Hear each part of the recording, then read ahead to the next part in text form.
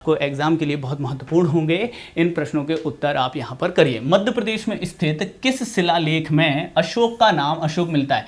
ये प्रश्न मध्य प्रदेश में कई बार आ चुका। पीएससी हो, व्यापम के एग्जाम हो, अब पीईबी जिसको हम बोल रहे हैं 2015 से, अभी मैंने आपको बताया, तो इसमें कई बार ये एग्जाम में पूछा जा चुका है। अशोक का नाम एक्चुअल में अशोक मिलता है, ये प्रश्न क्यों बनता है? क्योंकि अशोक के बहुत सारे, यदि भारत में हम बात करें, भारत में अभिलेखों की बात करें तो अभिलेख का मतलब ये है कि किसी, आपने क्या किया, किसी शिला पर, ठीक है, किसी एकाश्म पत्थर पर आपने क्या किया, तो कोई लेख लिखवा दिए, तो ये क्या बन गया? शिलालेख बन गया, ठीक है, शिलालेख बन गया। या किसी स्तंभ पर स्तंभ बनवाया, एक खंभा बनवाया और उस पर कोई लेख लिख दिया, तो ये स्तंभ लेख हो गया। कोई पत्थर की शिला थी, पत्थर था, उस पत्थर पर आपने क्या लिख दिया? लेख लिख दिया, तो शिलालेख बन गया। तो स्तंभ लेख, शिलालेख। और कोई गुफा थी, ठीक है, कोई क्या थी? गुफा थी, और इस गुफा की दीवारों पर आपने क्या लिख दिए? लेख लिख दिए, तो ये गुफा लेख बन गए। तो ये तीन भागों में बांटते हैं। भारत में यदि बात करें तो जो आपका ईरानी हखमनी वंश था, हखमनी वंश भारत में सबसे पहले विदेशी आक्रमण किसने किया था? ईरानियों ने किया था, ठीक है, फारसियों ने किया था, और हखमनी वंश ने किया था, और सफल आक्रमण दारा ने किया था, दारा सेकंड ने किया था, ठीक है। और दारा जो था, दारा सेकंड जो था, इसने ही भारत में सबसे पहले अभिलेख प्रथा क्या कराई थी? प्रारंभ कराई थी। अभिलेख सबसे पहले उत्कीर्ण इसी ने कराए थे। और पहला भारतीय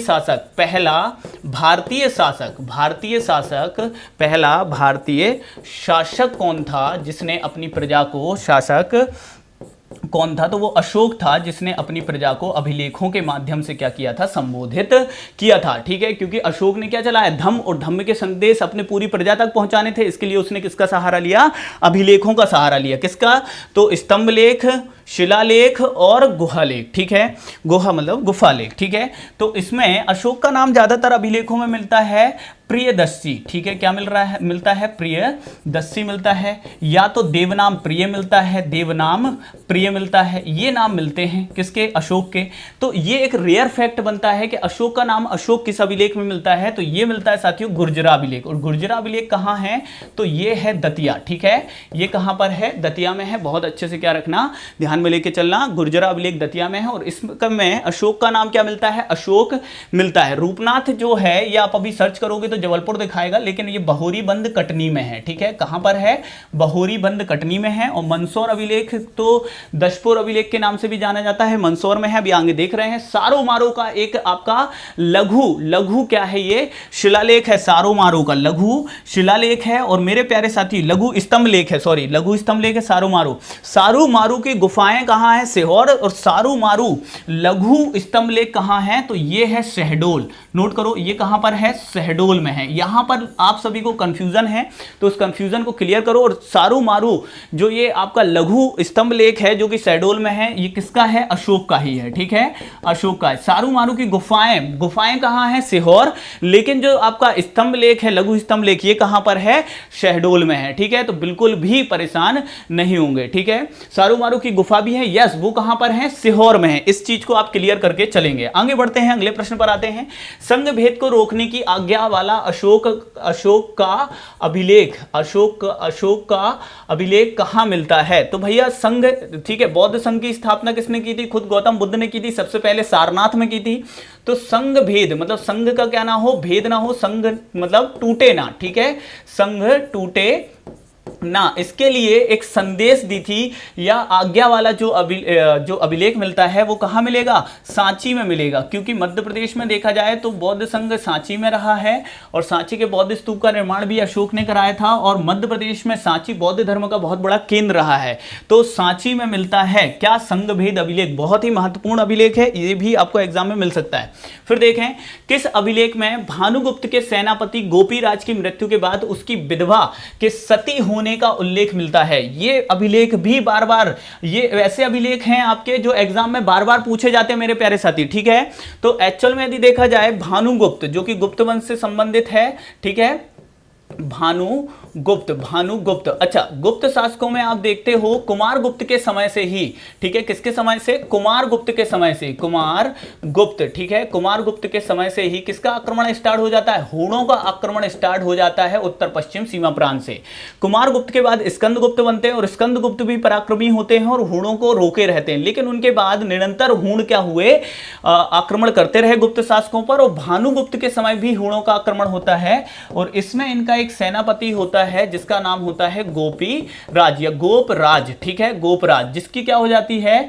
गोपराज की हूणों के विरुद्ध, हूणों से लड़ते हुए, हूणों से लड़ते हुए, ठीक है, हूणों से लड़ते हुए ये क्या हो जाती है? लड़ते हुए मृत्यु हो जाती है इसकी, ठीक है। तो इसकी जो विधवा होती है, विधवा होती है, वो क्या होती है? इसकी विधवा सती हो जाती है, ठीक है, विधवा सती होती है। इसका उल्लेख कहां मिलता है? ऐरण अभिलेख मिलता है, ऐरण अभिलेख में, जो कि कहां है? मध्य प्रदेश के सागर में है, ठीक है। तुमैन अभिलेख कहां है? अशोक नगर में है, और इसके बारे में अभी हम लोग आगे देखेंगे, ठीक है। अशोक नगर, सभी अभिलेख के बारे में हम लोग आगे देख रहे हैं। अभी देखें बटियागढ़ अभिलेख, ये बहुत ही महत्वपूर्ण अभिलेख हो सकता है। बटियागढ़ अभिलेख, बटियागढ़ अभिलेख, ये फारसी भाषा में मिलता है। बटियागढ़ अभिलेख जो है, इसमें किस भाषा का उपयोग किया गया है? नोट करना, ये फारसी भाषा का उपयोग किया गया है, और ये मध्य प्रदेश के किस जिले में है? दमोह में है।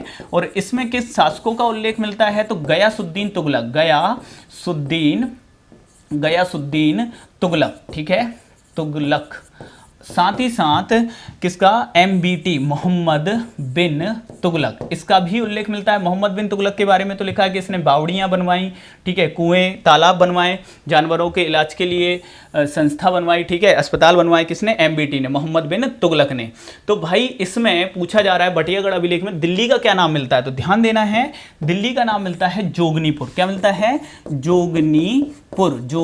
साथ ही साथ एक फैक्ट और नोट करना, इसमें मुस्लिमों को, मुस्लिम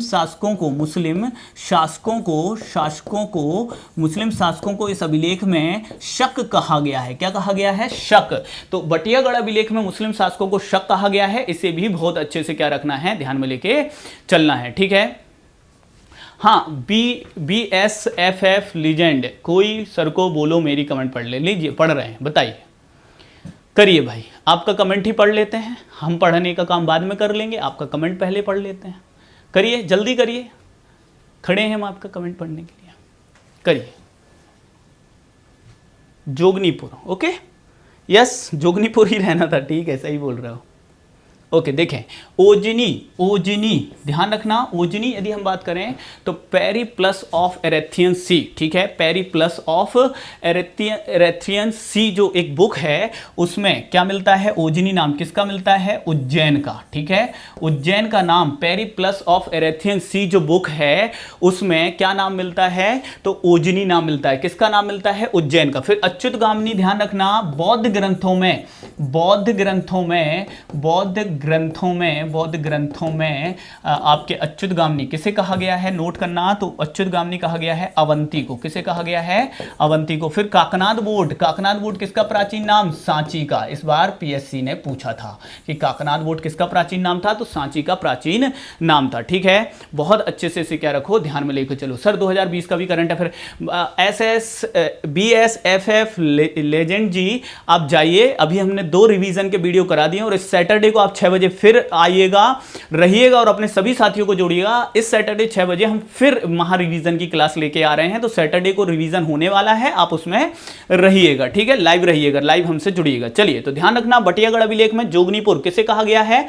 दिल्ली को, काकनाद बोर्ड सांची, अच्युतगामिनी बौद्ध ग्रंथों में अवंती को, और ओजनी पेरिप्लस ऑफ एरेथियन सी नामक पुस्तक में ओजनी किसे कहा गया है? उज्जैन को। नेक्स्ट, रधौली ताम्रपत्र से किस वंश का जानकारी मिलती है? तो भाई रधौली जो ताम्रपत्र है, इसमें शैल वंश, जिसका शासन कहां था? बालाघाट, ठीक है, बालाघाट में इसका शासन था।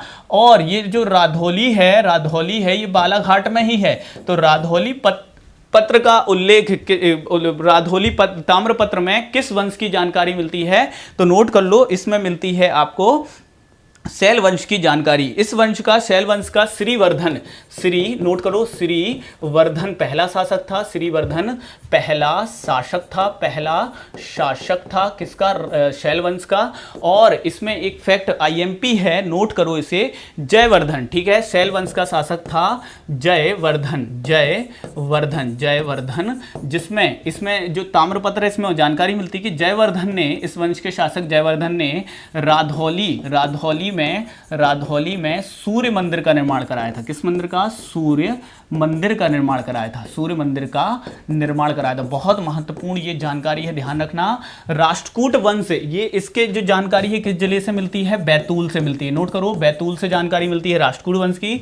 उच्च कल्प राजवंश, ध्यान रखना, ये कहां से, तो इसके बारे में जानकारी कहां से मिलेगी, सतना के उचेहरा से मिलेगी। और औलिकर वंश, नोट करो, इसकी राजधानी क्या थी, मंदसौर थी, ठीक है, इसकी राजधानी क्या थी, मंदसौर थी। उच्च कल्प वंश की राजधानी क्या थी, उचेहरा, उचेहरा कहां पर है, सतना में है, ठीक है। बहुत अच्छे से ध्यान में लेके चलो, इनके बारे में भी है ना, बाकी वंशों के बारे में। और शैल वंश की जानकारी रधौला ताम्रपत्र में। नेक्स्ट देखें, रामगढ़ अभिलेख, रामगढ़ अभिलेख, रामनगर है भाई, रामनगर कहां पर है, तो ये मंडला में है। रामनगर का किला किसने बनवाया था, रामनगर की स्थापना हृदय शाह ने करवाई थी, हृदय शाह ने करवाई थी। रामनगर का किला भी इन्होंने बनवाया था, किसने, हृदय शाह ने। और रामनगर में एक अभिलेख मिलता है, ध्यान में लेके चलना है, बहुत ही महत्वपूर्ण ये क्या हो जाएगा, अभिलेख हो जाएगा। इसमें यादव राव से लेके हृदय शाह तक के 54 शासकों की जानकारी मिलती है। कितने शासकों की, 54 शासकों की जानकारी, 54 शासकों की जानकारी मिलती है। और ये जो अभिलेख है, हृदय शाह किस वंश के थे,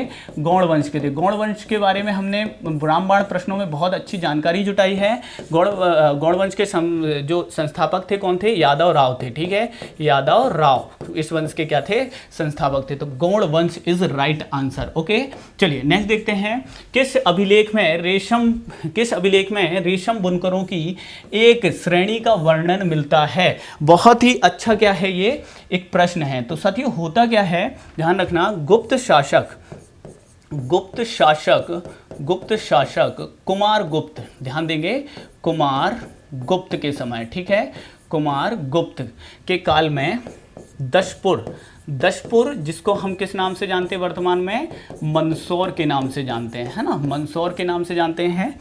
इस दशपुर मंदसौर में आपको ध्यान में लेके चलना है कि जो बुनकरों की जो श्रेणी थी वो यहाँ पर आके बसी थी, ठीक है, बहुत अच्छे से ध्यान रखना।